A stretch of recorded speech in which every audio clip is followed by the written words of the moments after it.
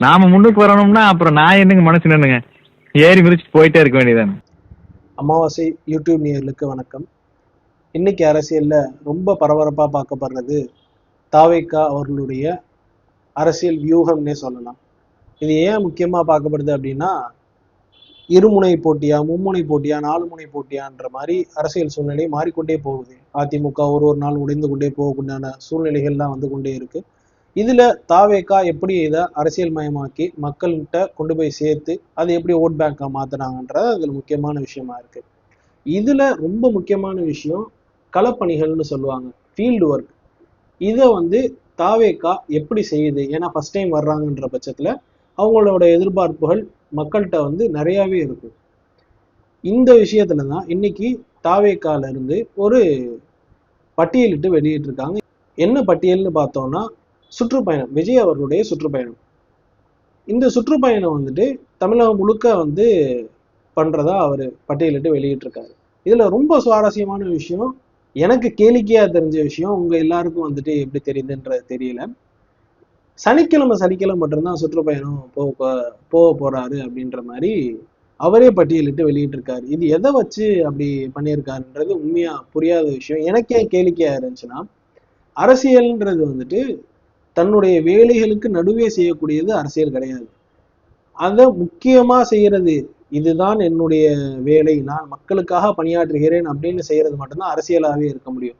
அதை தாண்டி போயிட்டு நான் என்னோட இஷ்டத்துக்கு எனக்கு ஃப்ரீ டைம் கிடைக்கிறப்ப நான் வந்து அரசியல் பண்றேன், நான் வந்துட்டு எப்பெல்லாம் ஃப்ரீயா இருக்கணும் அப்போ வந்துட்டு அரசியலை பேசுறேன் போறேன், எனக்கு 3 நிமிஷம் 4 நிமிஷம் தான் மேடையில பேச முடியும், அதுக்கு மேல பேச முடியாது, போராட்டத்துல வெயில்ல என்னால நிக்க முடியாது அப்படின்னா அரசியல் செட் ஆகாது. அதுக்கு நீங்க நடிக்க போகணும், கேரவன்ல உட்காந்துருக்கும், அந்த வாழ்க்கையே திரும்பி தொடர்ந்து எடுத்துட்டு போயிருந்திருக்கணும். அரசியலுக்குள்ளார வர்றது மக்களுக்காண்டி செய்யக்கூடிய ஒரு விஷயம். இந்த விஷயத்துல வந்துட்டு சனிக்கிழமைகள், குறிப்பா ஞாயிற்றுக்கிழமை கூட அவர் சேர்க்கல. சரி ஓகே, சனி ஞாயிறு மாச்சும் சுற்றுப்பயணம் போறாரு, மற்ற நாள்ல நடிக்க போறாரு, இல்ல வேற வேற நடிகைகள் வீட்டுக்கோ இல்ல நடிகர்கள் வீட்டுக்கோ, தனியா சொன்னா தப்பாயிரும், அந்த மாதிரி போறாரு அப்படின்னா ஓகே ஃபைன் அப்படின்ற மாதிரி, ஓகே 2 டேஸ் ஆச்சும் மக்களுக்கு ஒதுக்குறாருன்ற மாதிரி எடுத்துக்கலாம். பர்டிகுலராகவே சனிக்கிழமை மட்டும்தான், இதுவும் 6 மணிக்கு முன்னாடியே முடிஞ்சிருமான்ற ஒரு டவுட்டும் மக்கள்கிட்ட நிறையவே இருக்குன்னு சொல்லலாம். இப்போ இந்த சனிக்கிழமைகள் மட்டும் அப்படின்னு சொன்னோம்னா, எப்ப ஆரம்பிச்சு எப்படி முடிப்பாரு, எந்தெந்த மாவட்டத்துல எப்படி எல்லாம் கவர் பண்ணுவாருன்றது ரொம்ப பெரிய ஒரு கேள்விக்குறியான விஷயம். எல்லா தலைவர்களுமே என்ன பண்ணுவாங்கன்னா, ஒரு மாவட்டத்துல ஆரம்பிச்சு இன்னொரு மாவட்டம் வரைக்கும் லைன் மாதிரி ஒரு மேப்பை டிஃபர் பண்ணி அந்த மேப்பை வரைஞ்சு அதுல யார் யாருக்கு என்னென்ன பாயிண்ட், எங்கெங்க யார் யாரெல்லாம் நிக்கணும், யார் யாரெல்லாம் வந்துட்டு தலைவர்கள் வர்றப்போ என்னென்ன செய்யணுன்ற அளவுக்கு பெர்ஃபெக்டா பிளான் பண்ணி பண்ணுவாங்க. இவர் என்னன்னா ஒன்லி சனிக்கிழமை அவரோட ஷெட்யூலுக்கு ஏத்த மாதிரி ஒரு கட்சியுடைய ஒரு அரசியலை கொண்டு போறாரு அப்படின்னா, மறுபடியும் இந்த கேள்வியை தான் நம்ம முன் வைக்கிறோம். எதை நோக்கி அவர் அரசியல் செய்யறாரு? தனக்கு ஃப்ரீ டைம்ல வீக்கெண்ட்ல மட்டும் பாலிடிக்ஸ் பண்ற ஒரு பொலிட்டீஷியனா, வீக்கான பொலிட்டீஷியனா மக்கள் முன்னாடி வரப்போறாரா விஜய் அவர்கள்ன்றதுதான் இங்க முக்கியமான கேள்வி. வீக்கெண்ட் பாலிட்டிஷியன், வீக்கான பாலிட்டிஷியன், இது ரெண்டு மட்டும்தான் மக்கள்கிட்ட உடனே தோணும். இப்ப யாரா இருந்தாலும் இப்ப அதை எடுத்து பார்த்துக்கிட்டோம்னா என்ன நினைப்பாங்கன்னா, ஓகே இவர் வீக்கெண்ட் மட்டும்தான் ஃப்ரீயா இருக்காரு போல, ஃப்ரீயா இருக்க நேரத்துல நம்மள்ட்ட பேசுறதுக்கு நம்மளை பாக்குறதுக்கு வர்றாரு, இவர் எப்படி நம்மள்ட்ட வந்து நம்மளுடைய குறைகளை கேட்டு தெரிஞ்சுப்பாரு, நமக்காண்டி ஆட்சி மாற்றத்தை ஏற்படுத்துவாருன்றது வந்து பச்சை குழந்தையா இருந்தாலும் அதெல்லாம் யோசிக்கும் நான் நம்புறேன். மற்ற ஆளுங்கள்லாம் இருக்காங்க. முக்கியமான விஷயமா இப்போ நம்ம எப்படி சொல்லணும்னா, தளபதி அவர்கள் தமிழக வெற்றி கழகம்னு பேர் வச்சார், அது என்னமோ உண்மைதான், அதுதான் ரெஜிஸ்டர்டு பாடி. தமிழ்நாட்டுல இன்னொரு பேரும் நல்ல ஃபேமஸா இருக்கு இவங்களோட கட்சியை பொறுத்த வரைக்கும். என்ன பேருன்னு பாத்தீங்கன்னா, தற்குறி வெற்றி கழகம் அப்படின்னு சொல்றாங்க. இதை நாம சொல்லக்கூடாதுன்னு நிறைய நினைக்கிறோம், இருந்தாலும் இவங்களை பத்தி பேசுறப்போ இந்த வார்த்தை தற்கொலைன்றது அடிக்கடி வந்துகிட்டே இருக்கு. ரொம்ப சங்கடமா இருக்கு சொல்றதுக்கு. இருந்தாலும் எதன் காரணமா இதை வந்து அழுத்தி சொல்றோம் அப்படின்னா, தவிர்க்கவே முடியல. இவங்களை எங்க எடுத்துக்கிட்டாலும் இப்போ ஒரு கட்சி அப்படின்னா, அதிமுகவா இருக்கட்டும், திமுகவா இருக்கட்டும், நாம் தமிழரை கூட கொஞ்சம் விட்டுருங்களேன், நாம் தமிழர் இப்போ முன்னேறி வந்துட்டாங்க, இப்போ முன்னேறி வந்துட்டாங்க, முன்னாடி கொஞ்சம் அரசியல் மயப்படுத்தாம இருந்தாங்க. பாமகவா இருக்கட்டும், முக்கியமான கட்சிகள் எல்லாமே எடுத்துப்போமே, எல்லாத்துலயுமே தலைவர்கள்ல இருந்து இரண்டாம் கட்ட தலைவர்கள், மாவட்ட தலைவர்கள், மாவட்ட செயலாளர்கள், அணி தலைவர்கள், அணி செயலாளர்கள், அதுக்கப்புறம் கிளை, ஒன்றியம், வார்டு, எல்லாத்துலயுமே இருக்கிற ஒரு பொறுப்புதாரிகளுக்கு என்னன்னா, அவங்களுக்கு என்ன பொறுப்பு, எதை பேசணும் எதை பேசக்கூடாதுன்றது வரைக்கும் அவங்களுக்கு தெரியும். அது இன்னைக்கு நேத்து கத்துக்கிட்ட விஷயம் நான் சொல்ல வரல, அரசியலுக்கு வந்தவனே கத்துக்கிட்டாங்கன்னு நான் சொல்ல வரல. அவங்க தலைவர்கள்ட்ட இருந்து கத்துக்கிட்டாங்களா, உள்வாங்கிக்கிட்டாங்களான்றதை தாண்டி ஒரு தலைவர் ஒரு மீட்டிங் வைக்கிறாருன்னா அவங்கள கூப்பிட்டு இது இது பண்ணு, இது இது போ, இது இது செய்யுன்ற மாதிரி ஒரு இன்ஸ்ட்ரக்ஷனை கொடுப்பாங்க. அது ஹைரார்கி ஈஸியா வந்துடும் ஹைரார்கில. இதை தாண்டி அவங்களுக்கே பழக பழக அந்த விஷயங்கள் மக்கள்கிட்ட இது சொன்னாதான் புரியும், மக்கள்கிட்ட இதை செஞ்சாதான் ரீச் ஆகும்ன்றது தெரியும். படத்துல அவருக்கு எப்படி அனுபவங்கள் ஜாஸ்தியா இருக்கோ அதே மாதிரி அரசியல்ல அடிமட்ட தொண்டனுக்கு இருக்க அனுபவம் கூட விஜய்க்கு கிடையாதுன்னு தான் என்னோட கருத்து. இத மக்கள் எப்படி எடுத்துக்கிறாங்கன்றது அவங்களோட தனிப்பட்ட விஷயம். இப்ப என்ன ரீசன்கான இதை சொல்றோம்னா, சின்ன விஷயமா எடுத்துக்குவோமே, ஒரு இடத்துல சுற்றுப்பயணம் மேற்கொள்ள போறாங்க. அந்த இடத்துல பாயிண்ட் சூஸ் பண்ணுவாங்க. இந்த இடத்துல நின்று பேச போறாங்க, பாத்வேன்னு போற இருக்கும், அந்த இடத்துல நின்று பேச போறாங்கன்னு சொல்லி ஒரு இடம் இருக்கும். இப்ப நின்று பேச போற இடம் திருச்சியில ஸ்டார்ட் பண்ணி அவங்களுடைய கட்சி பொதுச் செயலாளர் புஷி ஆனந்த் அவர்கள் அனுமதி கேட்கிறாரு. ஆக்சுவலா அது ஹைரார்கி ரீதியா மாவட்ட செயலாளர் தான் கேட்கணும். மாவட்ட தலைவர் இல்ல மாவட்ட செயலாளர் தான் அந்த இடத்தோட மாவட்ட எஸ்பிட்ட போய் பேசணும் இந்த விஷயங்களை. புஷி ஆனந்த் பேசியிருக்க கூடாது. அதுவே ஒரு வேறு மாதிரியான விஷயங்கள்னா நான் பாக்குறேன். என்ன ரீதியானா, பொதுச் செயலாளர் அவர்கள்ன்றது அவருக்குன்னு ஒரு தனி பவர் இருக்கு. தலைவருக்கு அடுத்தபடியா இருக்கக்கூடியவர் அவர் இந்த வேலையில செய்யக்கூடாது. செய்யறப்ப என்ன ஆகும்னா மாவட்ட செயலாளருடைய பவர் டம்மி ஆகும். இவங்க ஆரம்பத்துல இருந்து இதை மட்டும்தான் போக்கஸ் பண்ணி கொண்டு வர்றதா நான் நினைக்கிறேன். எப்படின்னா, தான் மட்டும்தான் இந்த கட்சி, தனக்கு அடுத்து இன்னொருத்தர் தெரிஞ்சா போதும். இதேதான் சீமான் அவர்களும் பண்ணிக்கிட்டு இருக்காரு. சீமான் சாட்டையை தாண்டி பெருசா அந்த கட்சியில யாரும் தெரியறது இல்லை. தெரிஞ்சு வந்தவங்களும் கட்சியை விட்டு விலகி போயிட்டாங்க. இதுக்கு மேல இதை மாத்த முடியாதுன்ற மாதிரி. இதே விஷயத்தை தான் தலைவர் விஜய் அவர்களும் செஞ்சுட்டு வர்றாரு. புஷி ஆனந்தையும் விஜயையும் தாண்டி பெருசா யாருமே மக்கள்கிட்ட ரீச் ஆக மாட்டாங்க. மக்கள்கிட்ட ரீச் ஆக மாட்டாங்கன்ற பட்சத்துல எந்த விதத்துல அவங்க போட்டியிட போறாங்கன்ற தெரியல. இப்ப மறுபடியும் டாபிக்ல வந்தோம்னா, விஜய் அவர்கள் சனிக்கிழமைகள் மட்டும்தான் பயணத்தையே செய்யறாரு, சுற்றுப்பயணத்தையே செய்யறாரு. இதுல ஒரே ஒரு நாள் மட்டும் தெரியாதனமா நடுவுல ஞாயிற்றுக்கிழமையை சேர்த்துட்டாரு. அது என்னன்னு கேட்டோம்னா, கோயம்புத்தூர்ல சனிக்கிழமை பிரச்சாரம் செஞ்சுட்டு ஊட்டி அந்த மாதிரி விஷயங்களுக்காண்டி ஞாயிற்றுக்கிழமை, இது நான் சொல்லல, அவங்களே பட்டியலில் சொல்லியிருக்காங்க, கோயம்புத்தூர் ஊட்டி அந்த சரௌண்டிங் ஒரு நாள் எக்ஸ்ட்ராவா, அது ஒண்ணு மட்டும்தான் ஞாயிற்றுக்கிழமை. சரி, ஓகே, ரிலாக்ஸா இருக்கலான்றதுக்காண்டி அவர் ஞாயிற்றுக்கிழமையில அந்த தினத்தை சூஸ் பண்ணி ஊட்டி என்ஜாய் பண்ணலான்ற மாதிரி நினைச்சிருக்காரோ என்னமோ, எனக்கு சரியா தெரியல. இப்போ ஒவ்வொரு மாவட்டங்களையும் எடுத்துக்கிட்டோம்னா நம்ம முன்னாடியே சொன்ன மாதிரிதான். இப்போ இந்த சென்னையை எடுத்துக்கிட்டேன்னா, நான் சென்னையை பார்த்துட்டு அதுக்கடுத்து திருவள்ளூர் போவேன், திருவள்ளூருக்கு அடுத்து காஞ்சிபுரம், செங்கல்பட்டு, இப்படி இதை சுற்றி உள்ள மாவட்டங்கள்லாம் நான் எல்லா அரசியல் தலைவர்களையும் இப்படி பயணங்களை தொடர்றவங்களும் நான் பார்த்திருக்கேன். இல்ல டெல்டால ஆரம்பிச்சு டெல்டாவை மட்டுமே கவர் பண்ணி போறவங்க, இல்ல ராம்நாடு ஆரம்பிச்சு ராம்நாடு, ராமேஸ்வரம் அந்த மாதிரி கவர் பண்ணி போயிட்டு அப்படியே ஒவ்வொரு மாவட்டங்களையும் அதன் சுற்றியுள்ள மாவட்டங்களையும் கவர் பண்றதா பார்த்திருக்கோம். இப்ப இவரு தான் புதுசா ஒரு அரசியல் சுற்றுப்பயணம்னே சொல்லலாம். ஒரு வாரத்துக்கு ஒரே ஒரு மாவட்டம், அதுவும் ஒரு நாள் மட்டும்தான். இது மட்டும்தான் இவங்களோட கான்செப்டா இருக்கு. இது வேடிக்கையா இருக்குன்றத நான் முன்னாடியே சொன்னேன். இப்ப சுற்றுப்பயணத்தை ஒரு ஓரமா வச்சிருவோம். சுற்றுப்பயண தேதி அதுல எல்லாம் வீக்கெண்ட் பாலிட்டிஷியன், வீக்கான பாலிட்டிஷியன்ட்டு தன்னைத்தானே அவரே அவர் வாயிலிருந்து கொண்டு வந்துட்டாரு. இதை ஒரு ஓரமா வச்சுட்டு அடுத்த விஷயமா எதை பத்தி பார்க்க போறோம்னா, இடங்கள். முன்னாடியே நம்ம சொன்ன மாதிரி கடைசி தொண்டனுக்கு கூட கட்சியில இருந்து இந்த இடத்துல நிக்கணும்ப்பா, இந்த இடத்துல கொடி ஆட்டணும், இந்த இடத்துல தலைவர் வருவாரு, இந்த இடத்துல இந்த மாதிரியான செய்திகள் செய்வாருன்ற வரைக்கும் ஒரு சில இடங்கள்ல சொல்லி ஆர்ப்பரிக்கணும், போகணும், தலைவர் கேள்விகளை கேட்பாரு, மனுக்களை வாங்குவாரு, போவாருன்னு இந்த மாதிரி நிறைய இன்ஸ்ட்ரக்ஷன்ஸ் கொடுத்துக்கிட்டே இருப்பாங்க. இப்போ தளபதி அவர்கள் லீஸ்ட் விஷயம் என்ன விஷயம்னா, கலெக்டர் ஆபீஸ்ல அதுக்கப்புறம் எஸ்பி ஆபீஸ்ல இது ரெண்டுத்துலயும் மனு கொடுத்து இந்த மாதிரி இடத்துல நாங்க பிரச்சாரத்தை மேற்கொள்ள போறோம், இந்த இடத்துல மக்கள் கூடுறதுக்குண்டான வாய்ப்புகள் ஜாஸ்தியா இருக்கு அப்படின்ற மாதிரி சொல்லுவாங்க. இதுல முக்கியமான விஷயமா அரசியல் சலசலப்பா என்ன பாக்குறோம் அப்படின்னா, திருச்சியில 3 இடங்களை இப்போ வரைக்கும் தற்சமயம் வரைக்கும் 3 இடங்களை கேட்டிருக்காங்க. அதுல முதலாவதா பேருந்து நிலையம். பேருந்து நிலையம்ன்றது ஆக்சுவலா என்னன்றது எப்படி கேட்டாங்கன்றது எனக்கு இப்போ வரைக்கும் புரியல.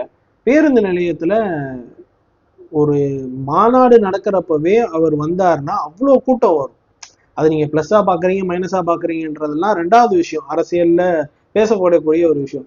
இங்க பேருந்து நிலையத்துல நீங்க வந்துட்டீங்கன்னா அன்னைக்கு நாள் முழுக்க காலையில இருந்து நைட்டு வரைக்கும் போலீஸ் பாதுகாப்பு, அங்க உள்ளக்க இருக்கவங்க போறவங்க வர்றவங்க தாய்மார்கள் அப்படி இப்படின்னு சொல்லிட்டு எத்தனை பேருடைய வாழ்க்கை பாதிக்கும் அப்படின்றத யோசிச்சு பார்க்கணும். இதை கேட்கறதுக்கு முன்னாடியே இந்த சிந்தனை வரணும் நமக்கு.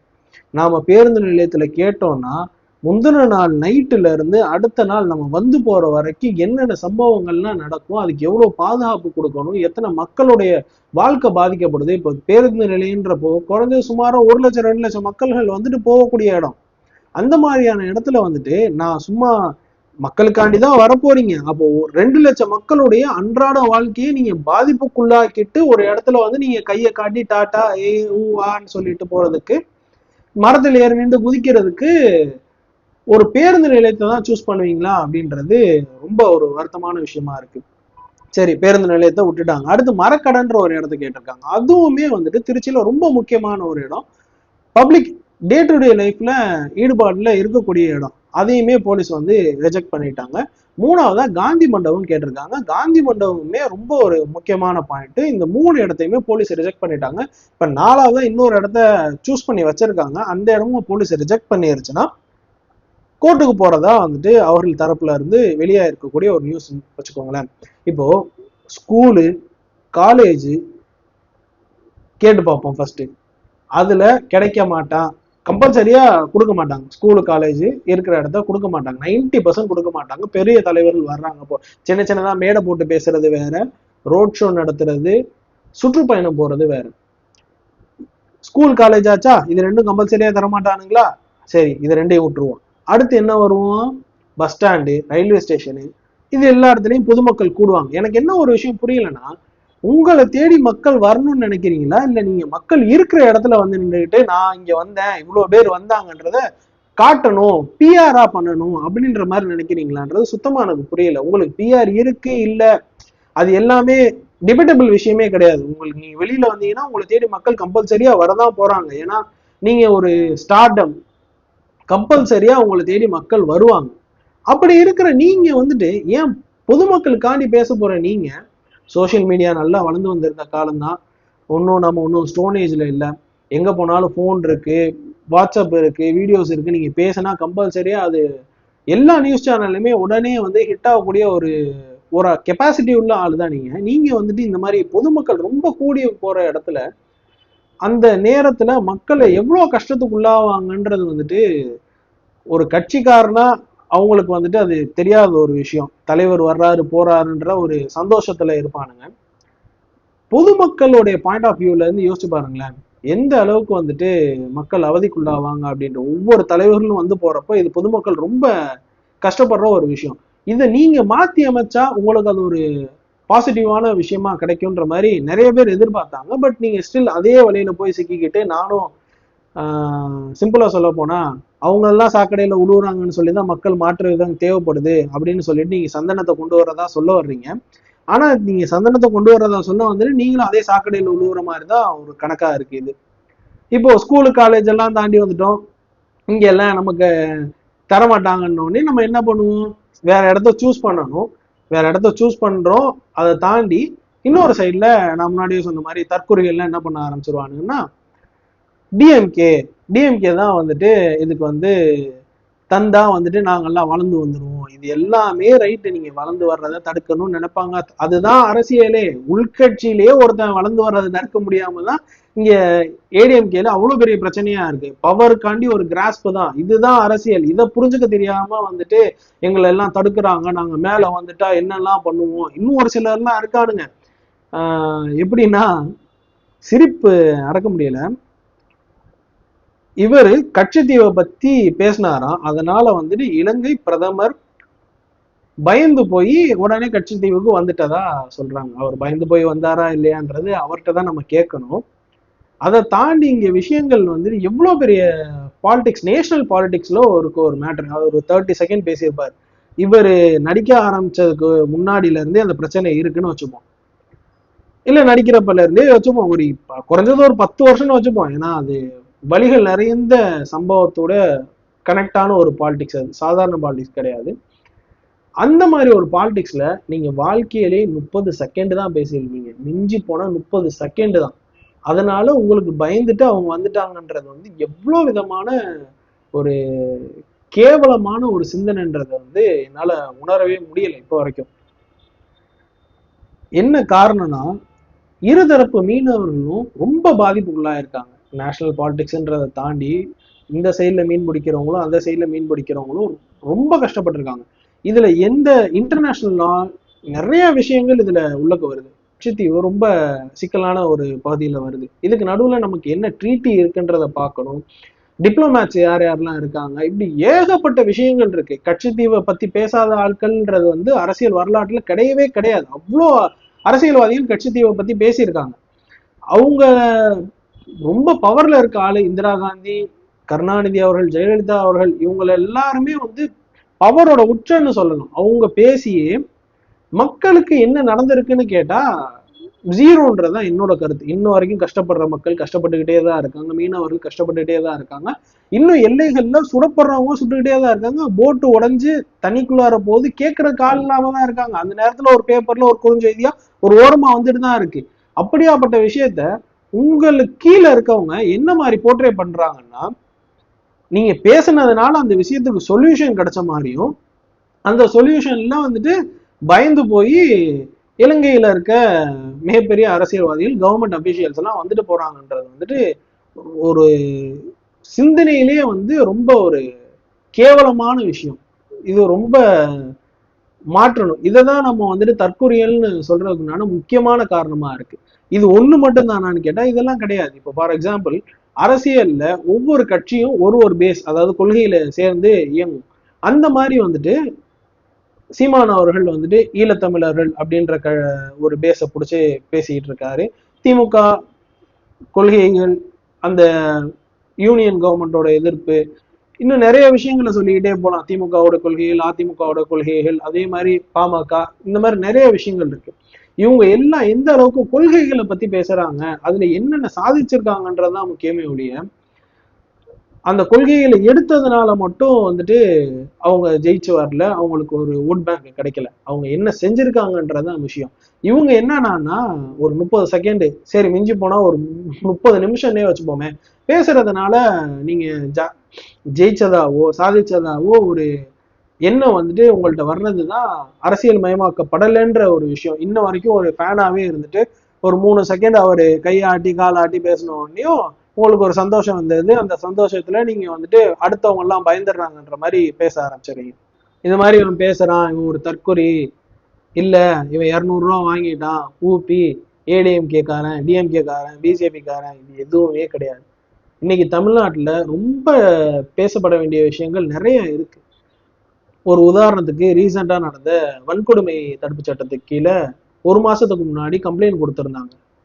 டிஎஸ்பி ஆக்ஷனே எடுக்கலன்னு சொல்லிட்டு மாவட்ட நீதிபதி அரெஸ்ட் பண்ண சொல்லி ஆர்டர் கொடுத்துட்டாரு. இது ரொம்ப சென்சேஷனான நியூஸ்.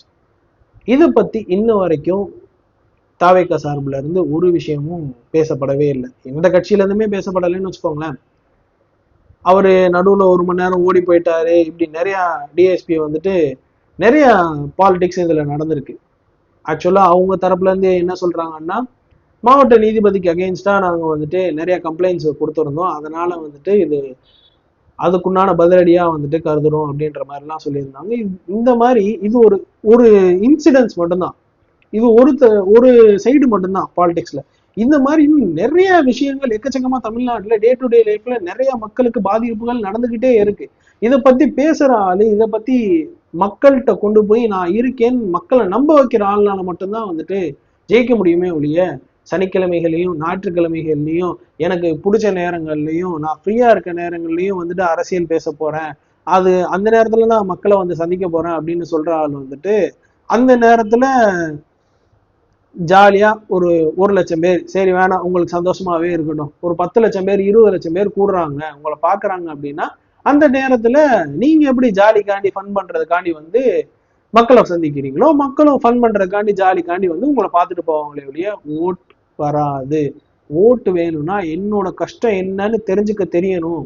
என்னோட கஷ்டம் என்னன்னு தெரிஞ்சுக்க தெரிஞ்சு அதுக்கு சொல்யூஷன் தரக்கூடிய ஒருத்தனால மட்டும்தான் என்னோட ஓட்டையும் மக்களோட ஓட்டையும் வாங்க முடியும். உட்கார்ந்த இடத்துல கேரவனுக்குள்ளார உட்கார்ந்துகிட்டோ, வெளியில இருந்து கையை காட்டிக்கிட்டு ரேம்பாக் போறதுனாலயோ இல்ல ஆவேசமா பேசுறதுனாலயோ மட்டுமே உங்களுக்கு ஓட்டு கிடைக்காது. இத சமாளிக்கிறதுக்கு இது உங்களுக்கு தெரியாததன் காரணமா டிஎம்கே தான் எங்களுக்கு அகெயின்ஸ்டா செயல்படுறாங்க, எங்களை வளர விட மாட்டேன்றாங்க அப்படின்னு நினைச்சீங்கன்னா காலம் முழுக்க வரைக்கும் நீங்க டம்மி பீஸாவே அரசியல்ல இருக்கணும். அதுக்கப்புறமா ட்விட்டர்ல வர்ற விமர்சனங்கள் மாதிரி என்ன சொல்லுவீங்கன்னா, சினிமாவில் ஆளே இல்லை, சினிமாவை நான் தான் தூக்கி பிடிக்க வர்றேன்ற மாதிரி சொல்லிட்டு ஜாலியா சுத்திக்கிட்டு மறுபடியும் சினிமாக்குள்ளாரே வந்துருவீங்க. அப்போ ஒரு சிக்கல் வரும். மக்களுடைய குறைகளை கேட்காம மக்களை ஒரு கேலித்தனமா நினைச்சு மக்களை ஒரு விளையாட்டா நினைச்சு பார்த்துட்டு போன ஒரு அரசியல்வாதி எந்த ஃபீல்டுக்கு போனாலும் திருப்பி ஜெயிக்க மாட்டான். திருப்பி நடிக்க போனாலும் திருப்பி அதே மக்கள்கிட்ட தான் வந்து நிக்கணும். அப்போ மக்கள் மனசுல என்ன வரும்னா, ஏண்டா விளக்கண்ண எனக்காண்டி வர்றேன்னு சொல்லிட்டு ஃப்ரீ டைம்ல வந்து ஜாலியா பார்த்து பேசிட்டு போனியே, உன்னை நான் ஏன் வந்து காசு கொடுத்து பார்க்கணும், மக்கள் தான் உங்களை வாழ வைக்கிறாங்க அப்படின்ற பட்சத்துல அந்த சிந்தனை மக்கள்கிட்ட வராம பார்த்துக்க வேண்டியது உங்களோட முக்கியமான விஷயம். அரசியல ஜெயிக்கிறீங்களோ இல்லையோ அதை தாண்டி கம்பல்சரியா நீங்க வந்துட்டு உங்களுடைய அந்த ஸ்டார்ன்ற பொசிஷனை தக்க வச்சுக்கணும்னாலும் மக்கள்கிட்ட உண்மையா இருக்கணும். மக்களுக்காக தான் இந்த அரசியல் அப்படின்றத நீங்க மக்கள் மனசுல புரிய வைக்கணும். அப்படி இல்லாட்டி கம்பல்சரியா திருப்பி உங்களுக்கு சினிமாலையும் வாய்ப்புகள் குறைஞ்சிரும்.